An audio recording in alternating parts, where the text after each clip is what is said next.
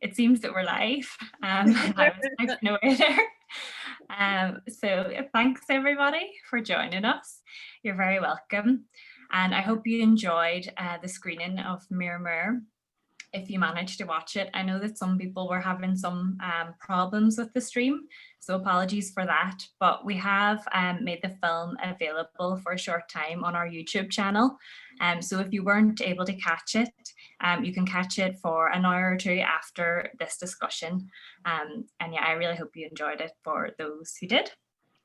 So now we're very lucky to be joined by three amazing speakers to discuss the film.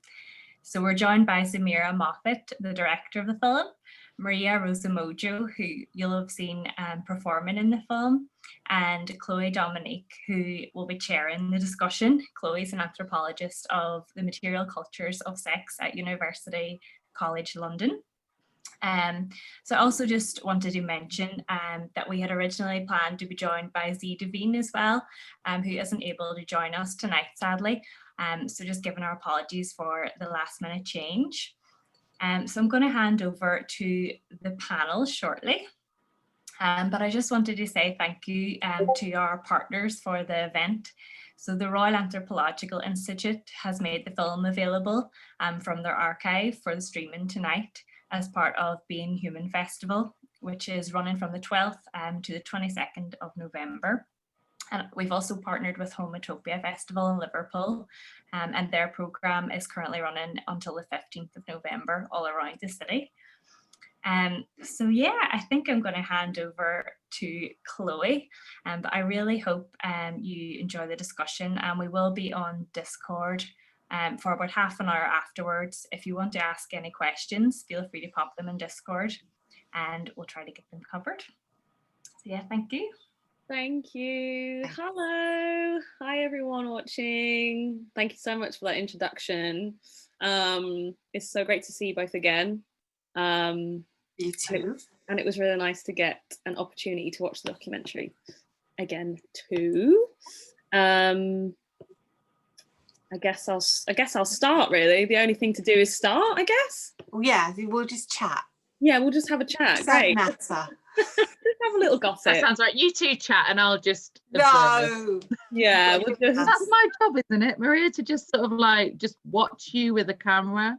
That's true. You don't expect me to say anything in response. I don't want to be watched. I'm looking outside. Okay, so 14 years since Mirror Mirror came out. 14 years, is it? Yeah. How do you feel about that milestone? It feels forever. It feels such a long time, but you can still remember it like it was yesterday.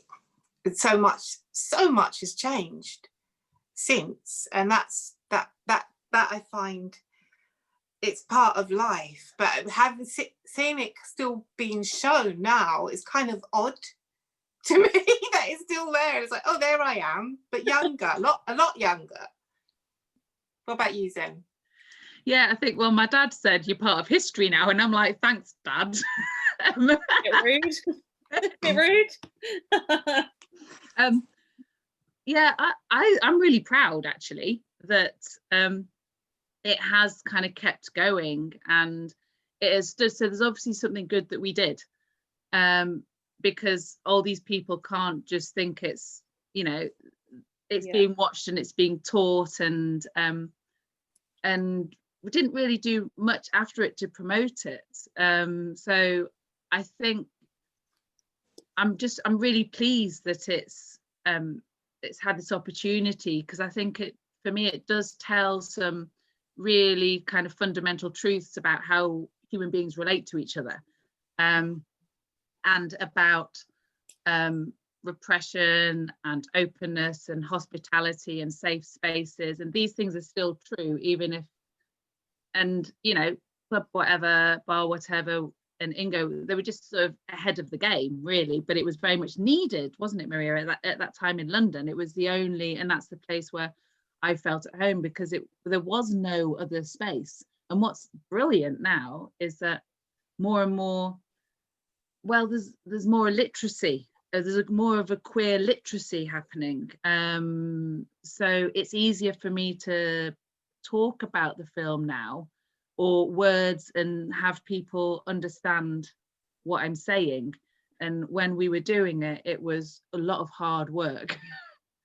Yeah, because I was just about to say that there's so much in the film, as much as it feels in many ways like very much a sort of time capsule, like even just like the smoking indoors is bizarre. It's like, what? That's illegal. So much of it is still extremely relevant. What did you say, Maria? So young. So young. Quite young, a little bit. But still, some of it is like, it is so relevant. Like the issues that you bring forward, like about queer space, about queer people having to, like, needing a community and needing to be physically around one another, hasn't changed, especially this year as well. It feels even more like powerful in that kind of way.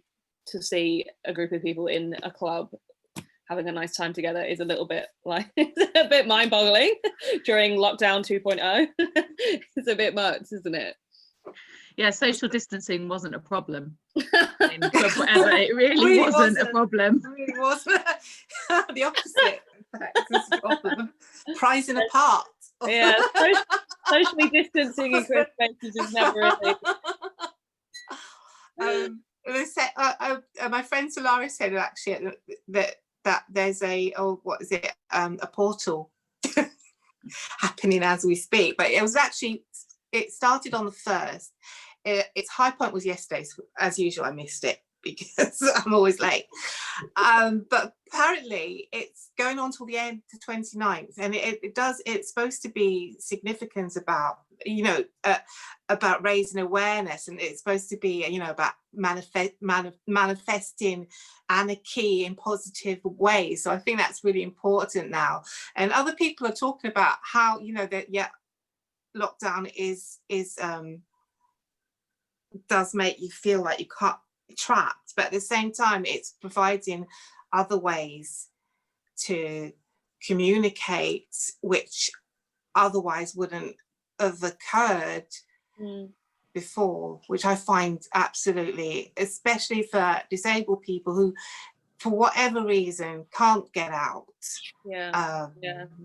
Access to space, access to spaces, especially queer spaces, is fraught with the same like tension as a normal space, but we often like blindside ourselves to the fact that accessibility and who gets to be present in those spaces is still exactly to be asked, exactly. definitely. So like, no, go for it. I was just talking about when I was performing in the film, that was I was outside performing, and now it's really hard for me to do that these days, to be out performing because of my health problems.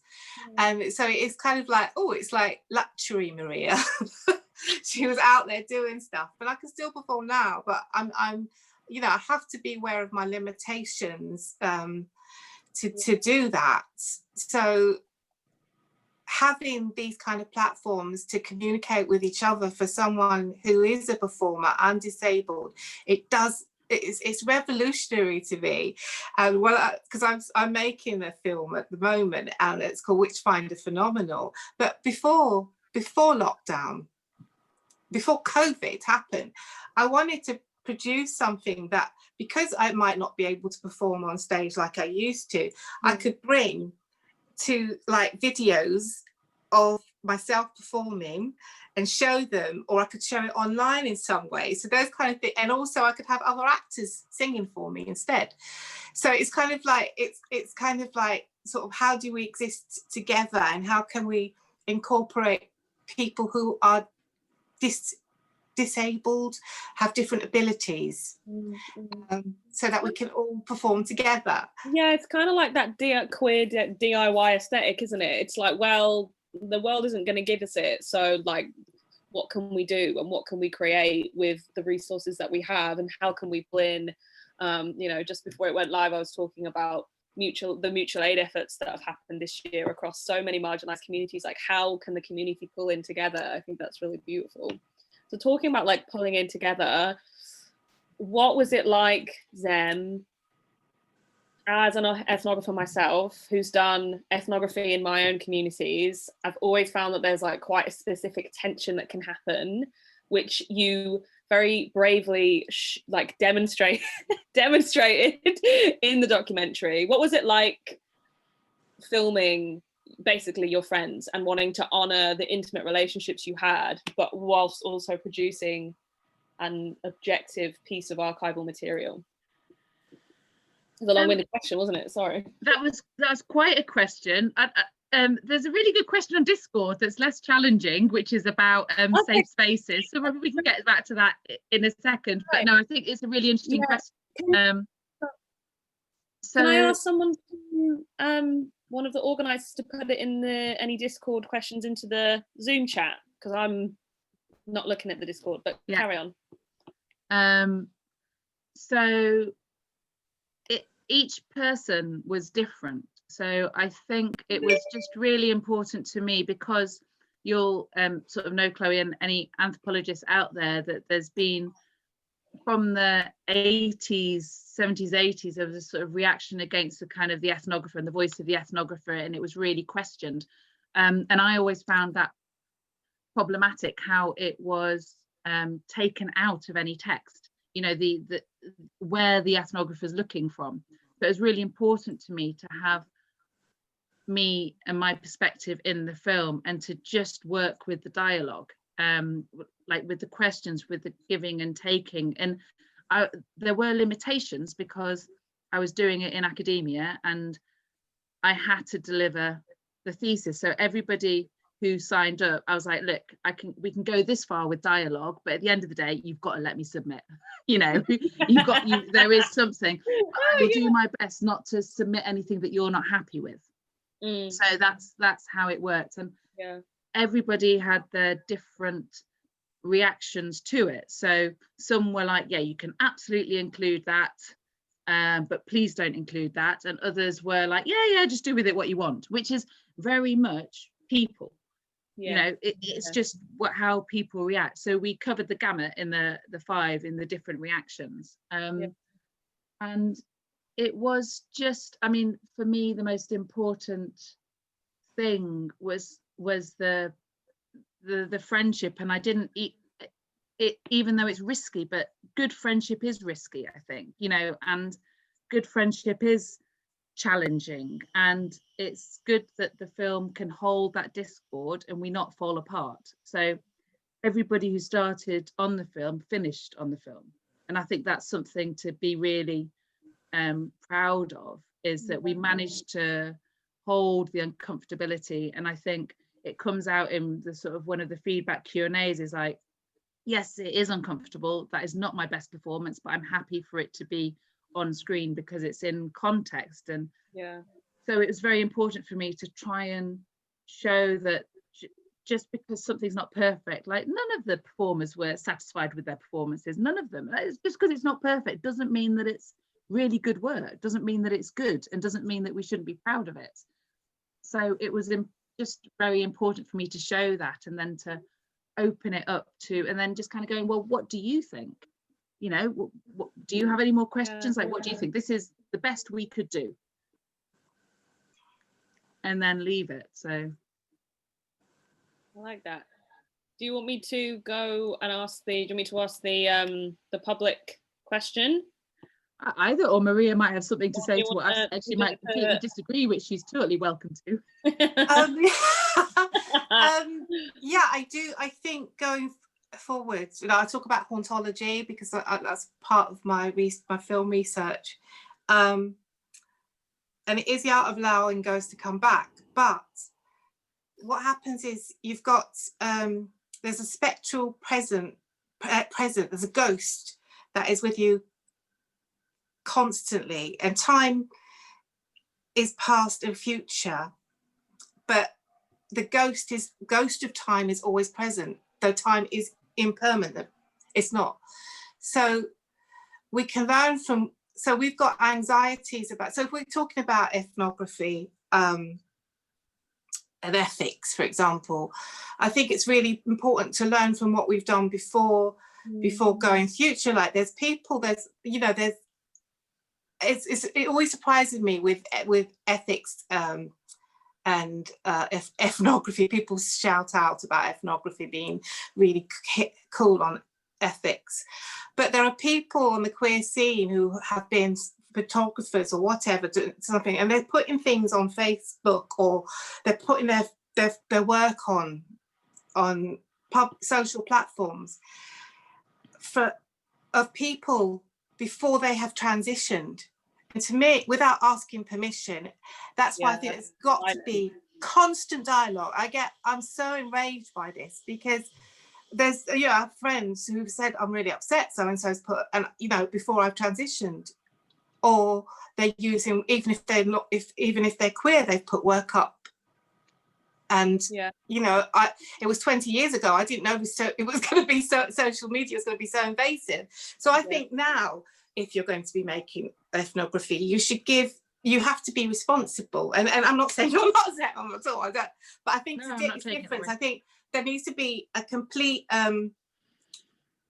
responsibility for the people you're working for, so much so that you have to take on responsibility for them.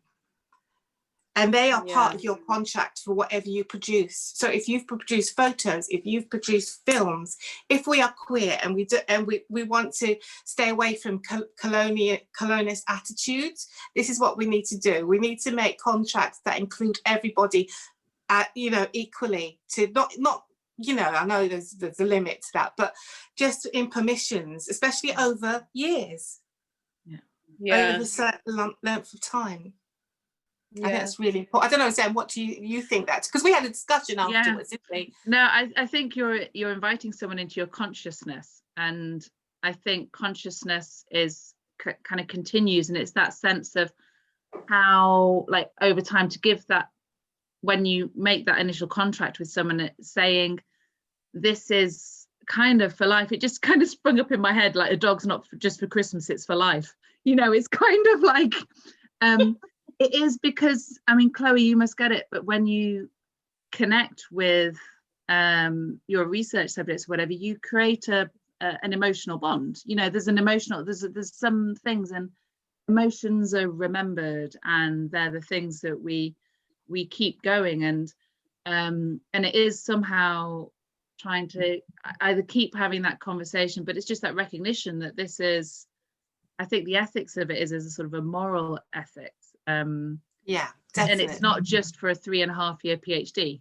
It's and many of the ethnographers that have, it is a lifelong relationship that they have with the people that they first initially did an ethnography with.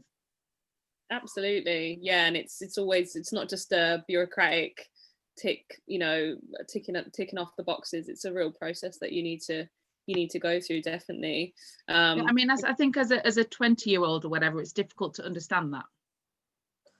You know, it is like, as a 20-year-old, it's difficult to get that sense of what you're going to feel like when you're 50 or 60, and those. So it's something that isn't necessarily intuitive to a young ethnographer. I mean, hopefully their training should do that. We hope that the institution, you know, that the places that they're part of will do that. They might not. You know. There was a comment in the Discord that said, "May I recommend Party, open queer space that originated as a response to lockdown and focuses on access, social justice work, and open queer spaces." So if you're Maria, great. if you're missing your parties, head out to a queer house party. Queer house party. Should we ask queer house party? But you don't have to leave your house. Oh, so you just have it like in your my house. internet is. Your internet it's like yeah, I think it's just a Zoom. You're back. Yeah, it's just Zoom. Zoom. Yeah. You can just have a. Do you want me to ask the question, Chloe? No, I was just what to go for. So the first question was quiz to do with queer spaces. Question is, 1, do we still need them? 2, if yes, what would your dream queer space look like? Yeah. What do you think? Good question. Do we still need queer spaces? Mine would be in the woods, and it would have fauns and elves and fairies, and it would be, there wouldn't be any kind of one-upmanship. I like that. There would be less competition and sort of just love. I like that answer. That's good. Sam, what's yours? Yeah, well, I'm interested, like, also it says that queer spaces are in decline. So I'm kind of sad to hear that. At the beginning of the question, it said queer spaces are in decline. Yeah, I saw. Are they? I didn't know that. No. So that's, yeah. I mean, just. And I don't know if other people would, that resonates with other people as well. I mean, I would say it would. I guess it's the decline of queer spaces is just the gentrification of the city, I guess, and that's very depressing. I find that really, really depressing. I think movements will come out of that, though. That's what the exciting part is. Yeah, there are these queer house parties and with like fairies and fauns. Yes, yeah, like and I think to the next question is like, do we still need them? And I'd say yes. I mean, I think queer as in these non-hierarchical spaces,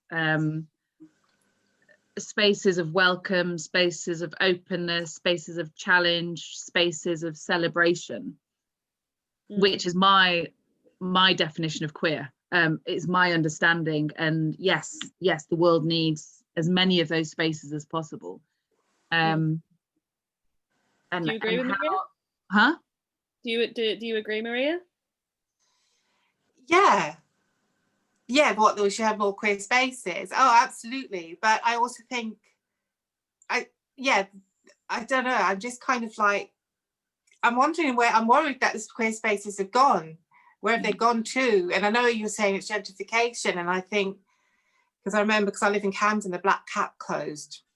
Where it was one of my first performances, is Diet Marilyn was there, and all of these places being gentrified. But I think there has to be a market for them as well. When I say market, that sounds a bit weird, doesn't it? But I meant, maybe there's a natural progression happening in our portal, and we are actually evolving. So I hope those queer spaces stay. Like, I've been in BLM online Zoom meetings, and we've discussed traumas and in queer spaces online, which have over lockdown, which have been really helpful. So I don't think they've gone necessarily. I think as long as we queers are here, they're always going to. So I get a bit shivery. What do you mean a queer space? They can't take away queer spaces, because we are the queer spaces, and we will make them.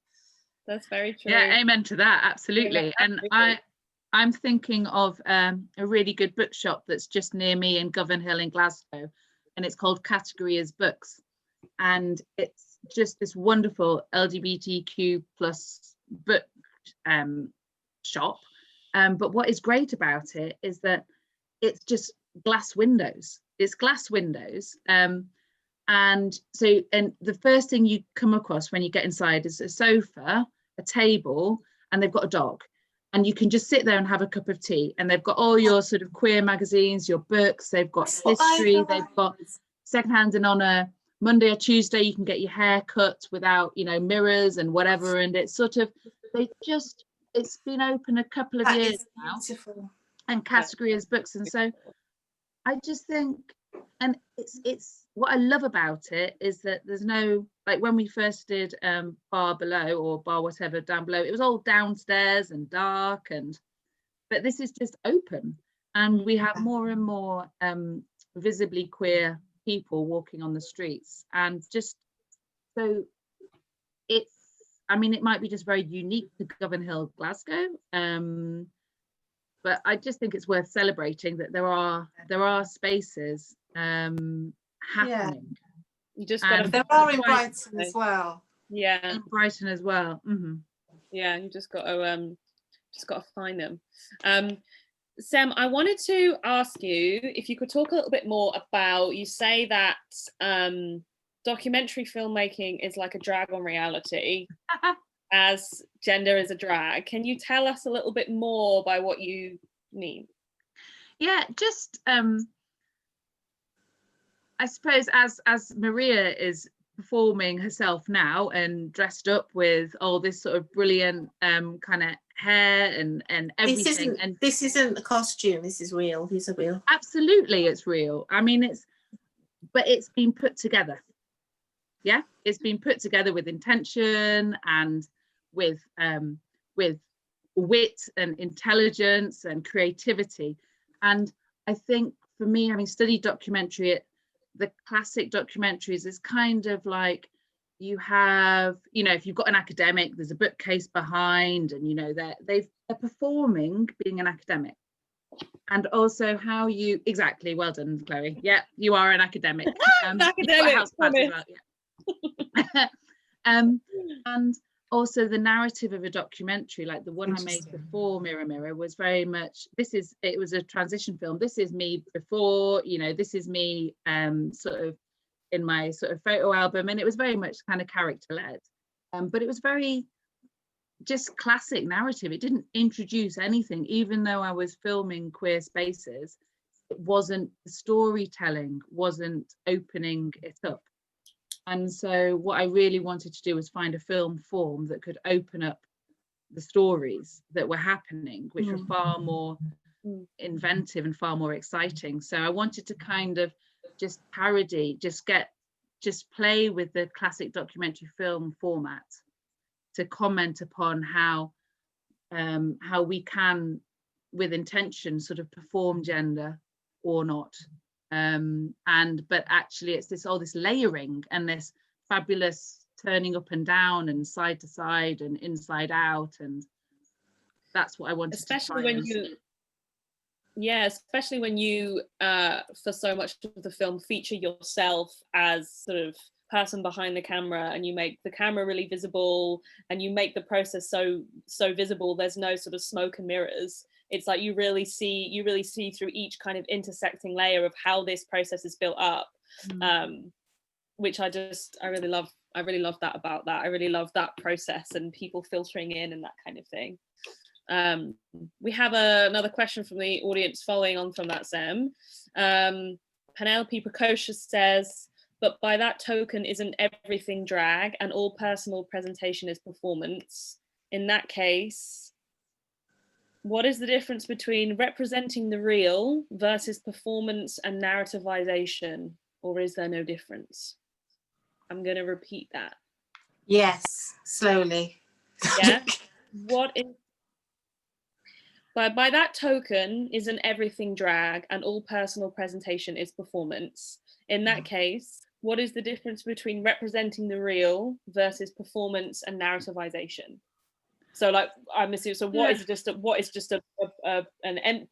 blank sort of representation of this is this, and what is the construction of a performance or a narrative? Yeah, I think for me, when I was writing, and I probably still do agree with myself, is that I really problematized the idea of the essential. What is the essential? What is the truth? And the idea of an essential truth, either to a film or to me or to what. And I think academia and anthropology has got its knickers in a twist quite a lot by going, but this is truth, this is reality. And for me, I took a lot from a French filmmaker called Jean Rouch, who looked at shared anthropology and shared sense. And for me, the argument that came out of my thesis was that the truth is found in dialogue, and it's very contextual. So the truth of myself and Maria in a particular moment, it's in that moment is the truth, and that's how I learned in that interaction, I was an ethnographer filming and Maria was a performer and an ethnographic subject. Within, that's the truth of that moment. And so for me, truth is very contextual and in the moment. And so, yes, so I think that's where I come at it from. Maria, do you want to answer?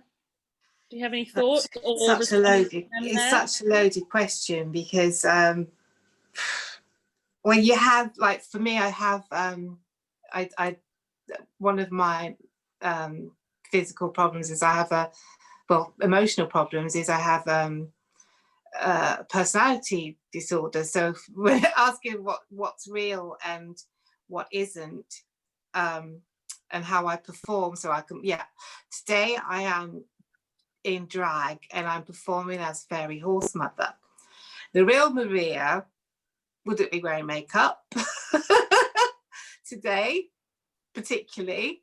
I would be, I guess, naked, but I'd still be the same person.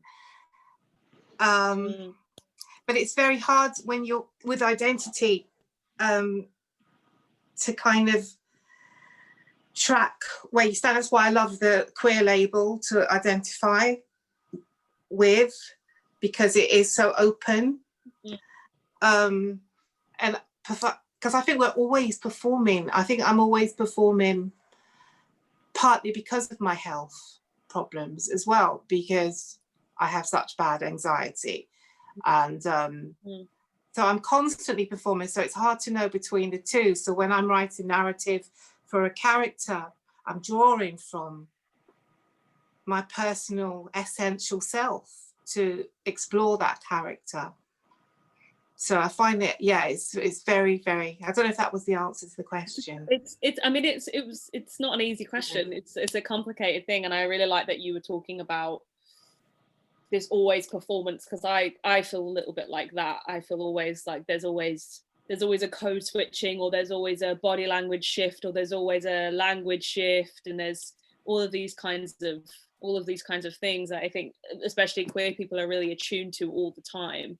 So like public space is not necessarily safe for queer people, so there's always that constant sort of reflection back onto the rest of the world and like where you fit in and where you perform. Speaking, Maria, of sort of your performances, and you're currently as Fairy Horse Mother now.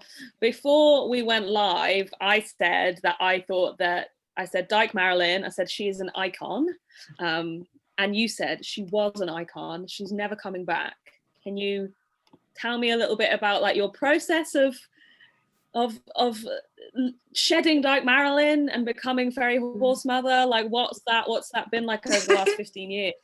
Well, it is to do with white privilege, and so I did actually start off Dyke Marilyn as exposing white privilege, and the problem was because so I dissociate a lot as part of, since I was a child, because of trauma has happened through abuse, sexual abuse, and racism, racist acts of abuse as well within them.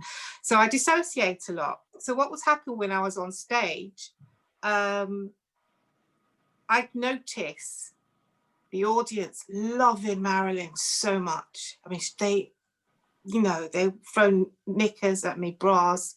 They loved her, love. And so when I kept, so I changed to Jimi Hendrix and I put the Afro wig on part of the performance, and they loved that too, but it was a different love. And it wasn't as appreciative. And so I knew that my work was done when that was started, when I started noticing it in myself, and my gut was telling me, okay, I was getting a bit hurt. I was getting a bit emotionally distraught by it. But I still, a character is a character, but I guess when you get swallowed up in a role that is not you, is something that is, even though I've got so much, I empathize with Marilyn, there's like crazy lady in that way, but the part of it was about exposing my Black roots in a white world, you know, that representation of the Black woman being on stage. So when I was performing as a Black woman on stage, I wasn't getting the same as Marilyn, and that was really sad. It's not the audience's fault, because we're so conditioned. We're so systemically racist in many ways. And I think that's the thing, is that we all have to own our privilege. We all have to do it. I'll own my privilege of, and it's kind of, you always have to check your shadow self to move forward. And when you do that, I really think it will help in the long run, because so many people don't even think they are privileged, but that's a lie, because we are all privileged in one way or another. We're privileged to be living in a free world, you know, with food and drink. That's one, but you could probably list about 10 privileges at least. So sorry, have I got off that moves? Not at all. No. You answered the question absolutely, like, beautifully, and it just goes to show, you know, I think especially for white queer people like myself, it's very easy to say, well, I'm queer, so I'm therefore not like the rest of the white people, which is not the case. And there are, as much as, you know, Zem, you were dreaming of like non-hierarchical queer spaces where everybody is welcome and it doesn't matter who you are, or, you know, la la la la la. Actually, unfortunately, in so many communities, that's not actually the case. And it's changing though, eh? It's changing, the positive. Yeah, absolutely.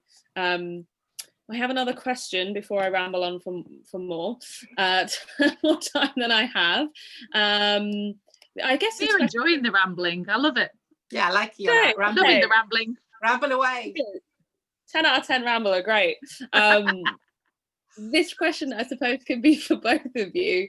It's do you feel there has been an improvement in the ethical approach to queer ethnographies in the last 14 years? And as you say, it is a lifelong relationship. How has your own work changed since with this material specifically? So shall we do the first question? Well, I think you two probably know more about the current status of ethnography than I do. I've been outside academia for a good like 9 years, 8 years. Maria? What are your thoughts? I've got to mention it. It's such an interesting question. I've got to mention it. So I've told you about this before. I was in uni last year, and I opened a book on visual ethnography. A book on visual ethnography. I opened the book up, and I saw myself and mirror, mirror. And I saw, and it was in the ethics section. White, written by a white woman. You know, my mother's white, by the way, so I'm not being racist. But I'm just saying, in the ethics section was a clip of us when we were talking about the film afterwards, and a picture of Josephine and Zem. And under the picture of Zem and Josephine, the editor, the author, thought it was okay to write, "So what do you feel about your penis?" The question that Zem asked. So we've got there, in the ethics section of the book, someone reducing trans to their genitals yet again. But we didn't know about it. I know there was some confusion there. I think we might have been told, but we didn't see whatever. But we didn't know. I mean, I looked like we're in the lesson, I opened it and I'm like, oh, I'm in this. And it was but I was really disappointed to see that, because it's in the ethics section. Why wouldn't you think why would you think that was okay to write that particular sentence down for about a trans woman? Why would you mention that part of a body? So the challenge is to spotlight that one which doesn't actually need spotlighting, because that's what culture spotlights all the time. but Yes. actually if it was, even if just the heading of the photo was changed, so it was part of the story rather than it kind of going, oh, the penis question, which is actually really funny sort of scene in the film, but like when you read it in a book, you don't necessarily get how context specific it is, and how it works in the film. Yeah, I mean, but it must have been quite and part of shock. Yeah, I think it was for Josephine as well. I think we didn't talk about it till about a year after, and I said, "Have you seen this book?" And she said, "Yes." And it was just, but this is why contact is so important. It's like, just we've got to keep communicating, everyone, when this kind of thing happens. That's not okay. But I don't know why this woman would have done that, to be honest, because it's sensationalist, and that's what. And the book is about visual ethnography. They keep drumming it in how ethics this, and all, for that to happen is transphobic. As far as I see it, it's transphobic happening in a book. And it takes an interaction, which was, because when I watched that scene, I was uncomfortable. I was like, ooh, not sure about this. What, like, how is that going to be constructed? And then part of the process in the film is you all in dialogue with one another. Josephine and I remember the scene when you're all sort of sat in the auditorium watching, and she emphatically like points at the camera and she's like, if it wasn't them asking this question, I wouldn't answer it. And like therein is explicit consent, and like therein is ethical contexts, because you can't pull out things unless you're a cheap journalist. It doesn't work, for that to be an ethic is you're totally right. But that's where the responsibility lies as well. That's why going forward, you have to take responsibility for yourself and others as an ethnographer. Yeah, absolutely, and that was sort of, I wanted to talk about that. I've said I love those scenes where you're all looking back and you're all like, wow, I don't like that, or you're like, what's this, and you really all go through that. And Zem, like you were saying, it's collaborative up to a point, because you had to submit the bloody thesis, so after a point, but and I think that's the point where I to quote Maria, kind of lose control, and I think, in the song it said, I lose control. And so that was the film given to academia, and then academia takes it on. And this is with the hierarchy, the structural, and so that might be one reason why I continued working for a little bit in universities and academia, but it started, I couldn't do it actually. I couldn't do, I couldn't play that ethics machine. And however, I do want to say that I do think universities' knowledge and learning are brilliant, and it's just a sadness that the path that I was going down, I felt like I couldn't continue. But I don't want to stop anyone from going to university. I don't want to stop anyone from doing ethnography, because there's definitely new voices out there. There's new ways of doing things, and absolutely. But when I was doing it, I reached a brick wall with what I could do. And so kind of the other question I just want to answer is like, well, what am I doing now? I'm actually a declutterer. And I say in the bio that it's the kind of same thing, really. It's just sort of helping people come out the closet. And I learn a lot. It really is. And I learned a lot from both my filmmaking and the whatever space. One sort of filmmaking, I help people edit their homes and keep the essential story, the essential narrative, what they want to celebrate, what is good, and kind of give them that encouragement, and not create a home from a magazine, that they think they should be, but actually, one that really supports and celebrates them. And the other thing that I do is I founded a Clutter Chat sort of support group, peer-to-peer support group, where it's peer-led. I've trained up sort of facilitators, and they run it themselves now pretty much, because my understanding is that the knowledge is within, and it's just through that mutual support and an open but supportive space that allows people to take risks and to fail and to be proud and to move forwards, and kind of just tells shame to go out. Shame is just left at the door. There is no, and so I think, and so I've created my own institution where I found academia and university just stopped me caring properly, providing what Maria's saying about that kind of long-term holding people. And it's very difficult to do when you're in a hierarchical establishment that is not going to be changed anytime soon. But I will say, I'm very proud of you, Zem, and I love that you're doing this. That you've always had a pure spirit. You've always you don't come from a bad place, and I think you're essentially you're pure, you're holistic, and I really love that. But please let me say this: Helen Charles is a friend of mine, and she was talking about, because the privilege, the bias. White privilege bias is still happening, and it's only changed a little bit now because of BLM.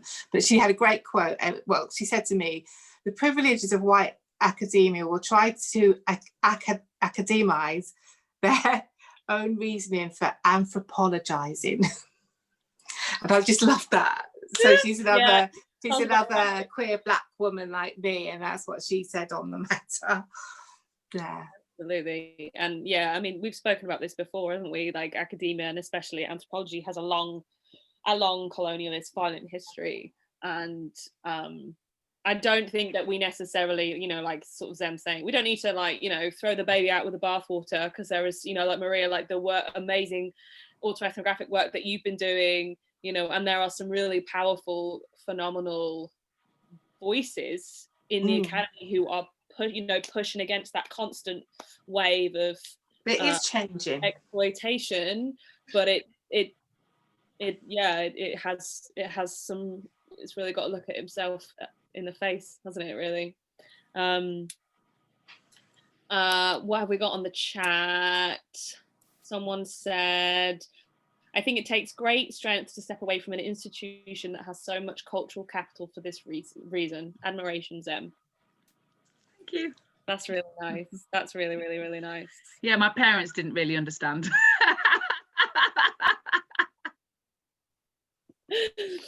Oh, they never do. Parents never understand.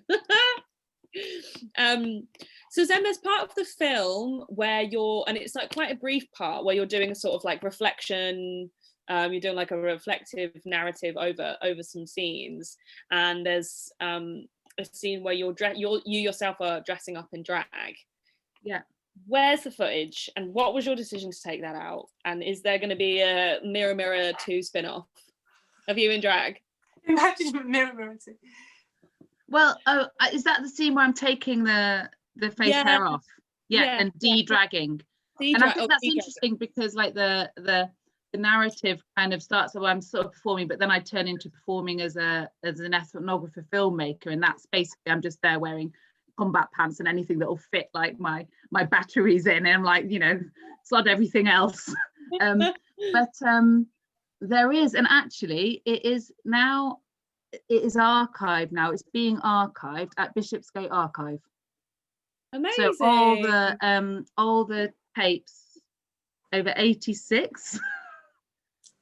Wow. But in order, so it's not been, I only sent them in not so long ago, but what I love about Bishopsgate Archive is that it's not going to be kind of online and free to all, but if you want to watch it, then you kind of send a letter in, and then I'll ask sort of like, if Maria's in it, whatever, then kind of continue that conversation. And they're very, very good at the ethics of the material that they hold. So but I thought it was important because it is a snapshot of history, you know, it's a snapshot of what's going on. Yeah. So it's one that Ingo's been working with World Whatever, so I felt confident in them, and I think they're kind of quite a good London queer archive. So that's where at some point you'll be able to see, That's me where it's dragging kept. up or dragging down in various That was stages. a performance. So like, because I think someone last time they said, why wasn't your performance in the film? But that was a performance. You were performing shaving, which was quite interesting. Yeah, and you do perform as an ethnographer as well. You do really perform this role. Whenever I do sort of research interviews, I have 5 minutes where I feel really, you know, formal and everything like that. One last question. Got my big list of final questions. I guess a good question to finish was, if you were involved in the film now, so Maria, if you were performing in the film now, or Zem, if you were directing the film now, what would you do differently? And what would you absolutely keep? I'd film it in a wood. I want to film it in a wood. I want fairies. I want maybe less clothes. Yeah, that's what I want. I wouldn't. I don't think I would change like that. it. I couldn't change it. I don't think we could have more Guinness, to be honest. I think we kind of, I did anyway, excelled on the Guinness consumption at the time. I was young. But I don't think I would change what I did, because it was me captured at a time. I didn't mind my performance. I knew it was clumsy, and I think that's the whole point of performing as a white idol of femininity, is that when I got up on stage, I can't walk in heels.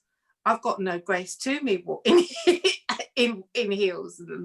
You saw her. I almost fell off the stage, God knows how many times. So no, that was us, and it's really magical to have that snapshot of us back then. Ingo, Josephine, Laszlo, Trevor, and Zem. Sit in the tree. Hello to everybody. Hello to Laszlo. Hello to Josephine. Hello to Ingo. And hello to Jack. And hello everyone from old whatever. Jack's just recovering from some leg surgery or something. So if they send Jack, who's sort of in Australia now, like some healing. Yeah. Heal really quickly. And hello to Josephine and all your great sort of artwork that's coming out now. And Ingo, who's transplanted to Sweden. I never knew. Yeah. So yeah, it's all quite exciting. Are they still doing Bar Wotever, but from Sweden, sort of like managing? No, I think well, I don't want to say anything out of turn, but I think I've passed it onto the collective of Bar Wotever. Well, so nice. Might still be involved, but shifted I'm sure to they'll the always collective. secretly be involved. It's hard to stop like that. But I think, are we coming to a natural end? Yes. That was not fun. so natural because it's on Zoom. Doesn't feel very natural, does it? Hopefully appeared again as well. Hello. Hello again. Thank you so much for that really lovely, open, generous discussion. Such a joy to listen to. Yeah, thank you very much. I think we're going to spend a bit of time on Discord now, just to kind of continue any conversation and pick up any questions that weren't covered. Definitely. But yeah, thank you, Chloe, Zem, and Maria, thank you for very your much time this evening. I've had a lovely, lovely time. Thanks, guys. You rock my world. I just wanted to say a quick thank you as well to Sarah Sarf, who actually did a placement with us during the summer and kind of worked on selecting this film from the archive. We were both really interested in the approach of kind of the ongoing dialogue between the filmmaker and the performers. So we just feel really lucky that we were able to kind of share the film and also hear more from you about the film and kind of your perspectives looking back now on the film. And also thank you to Natalie, who behind the scenes is doing the tech support for tonight. And again, just to our partners, the Royal Anthropological Institute and Homotopia. And thank you to everyone for joining us. So as I mentioned, we'll be on Discord now just to have a little hang and yeah, cover any questions you might want to ask. Thank you.